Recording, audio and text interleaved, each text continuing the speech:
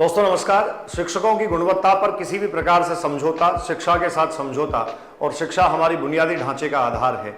किसी भी स्कूल में, किसी भी शैक्षिक परिवेश में और शैक्षणिक परिवेश में अच्छे शिक्षकों का होना गुणवत्तापूर्ण शिक्षा का आश्वासन होता है। इस प्रकार के शब्द कहे सुप्रीम कोर्ट ने। जी हाँ, शिक्षा पर, शिक्षकों पर, टीचर्स पर सुप्रीम कोर्ट के कहे गए ये शब्द आजकल ट्रेंड कर रहे हैं, ट्विटर पर ट्रेंडिंग में है।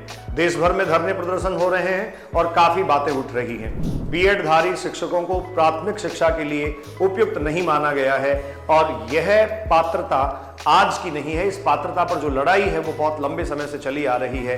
दरअसल इस पूरे मामले को अगर समझें तो ये क्या है? ये मामला एक तरीके से दो एजुकेटेड ग्रुप्स का है, दो ऐसे समूहों का है जो अपने आप में शैक्षणिक परिवेश से तो जुड़े ही हैं, शिक्षक बनना चाहते हैं और दोनों ही जो हैं वो अपनी पात्रता को लेकर कहीं ना कहीं उलझे हैं।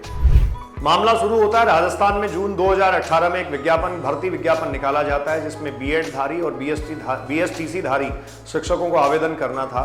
बीएड धारी शिक्षक पहले से आप जानते हैं 6th क्लास से लेकर ऊपर की क्लासेज को पढ़ाने के लिए पात्र माने गए थे और बीएसटीसी जो कर चुके होते हैं उनकी पात्रता मानी गई थी प्राइमरी एजुकेशन के लिए। हालांकि इसका एक परफेक्ट कैटेगराइजेशन नहीं था। एनसीटी जो एक तरीके से शिक्षकों की पात्रता और जो शैक्षणिक परिवेश है उसकी गुणवत्ता का निर्धारण करती है, उसने एक सर्कुलर जारी करके ये कहा था कि अगर बीएड धारी शिक्षक प्राथमिक शिक्षा में आना चाहते हैं तो वो प्राथमिक शिक्षा में भले ही आ सकते हैं, लेकिन उनको नियुक्ति के 2 साल के भीतर ब्रिज कोर्स करना होगा। अब ये जो जितना बखेड़ा खड़ा हुआ है 2018 के बाद 21 जून 2021 को ये एक तरीके से फैसला आया कि पात्रता बीएड शिक्षकों की भी बनती है लेकिन उनको ब्रिज कोर्स करना होगा। उसके बाद दोनों पक्ष पहुंचे अदालत में। हाई कोर्ट से होता हुआ मामला जब ये सुप्रीम कोर्ट में पहुंचा तो अब सुप्रीम कोर्ट ने इस पर ठप्पा लगा दिया है, मोहर लगा दी है कि बीएड जो है वो अपने आप में प्राथमिक शिक्षा में छोटे बच्चों को पढ़ाए जाने के लिए उपयुक्त नहीं है। क्या ये वास्तव में सही बात है? हाई कोर्ट हो चाहे सुप्रीम कोर्ट हो, उन्होंने अपने फैसलों की बात जब की तो अपने तथ्यों को देखा, तथ्यों को जब खंगाला तो सबसे पहली बात जो सामने आई वो ये थी कि सरकार के पास ये आंकड़ा और ये डेटा ही नहीं है कि उनके पास कितने बीएड धारी और कितने बीएसटीसी धारी विद्यार्थी हैं। राजस्थान की सरकार में अगर आप देखें तो आरपीएससी भर्ती परीक्षाएं, आपको पता है, पेपर माफियाओं की संलिप्तता से काफी ज्यादा बदनाम हो चुकी हैं। सब जगह इस बात की चर्चा है और हाल ही में मुझे लगता है भारत भर का नहीं दुनिया भर का सबसे बड़ा शैक्षणिक घोटाला नौकरियों और आवेदनों में, या फिर आप कह सकते हैं एडमिशन प्रक्रिया में, जो अब तक का सबसे बड़ा घोटाला है व्यापम, उसकी 10वीं बरसी मनाई गई है। तो सब जगह शिक्षा की स्थिति काफी भयावह है, काफी खराब है और इस खराब स्थिति को ठीक करने के लिए गुणवत्तापूर्ण शिक्षा दिए जाने की बात की तो जाती रही है। मुफ्त और अनिवार्य शिक्षा का ढोल बजाया तो जाता है, लेकिन ये कितना सार्थक साबित होगा? तो हम इस लड़ाई पे बात कर रहे थे। लड़ाई बीएड करे हुए लोगों और बीएसटीसी पास जो है उनके बीच है और इस लड़ाई का अंतिम निर्णय क्या होगा ये तो कुछ नहीं कहा जा सकता। लेकिन बहुत सारे बीएड धारी जो लोग हैं वो अपने आप में आंदोलनरत हैं, सड़कों पर उतरे हुए हैं। उनका कहना है कर्ज लेके बीएड किया, उधार लेके बीएड किया, अपने कैरियर के साथ समझौता करके बहुत लंबे समय तक इस प्रोसेस में लगे रहे, तैयारी की। बहुत सारे लोग ऐसे थे जिन्होंने सीटेट और आरटेट, जैसे राजस्थान में आरटेट होता है, सेंट्रल का एग्जाम सीटेट होता है जो टीचर एलिजिबिलिटी टेस्ट है, वो पास किया।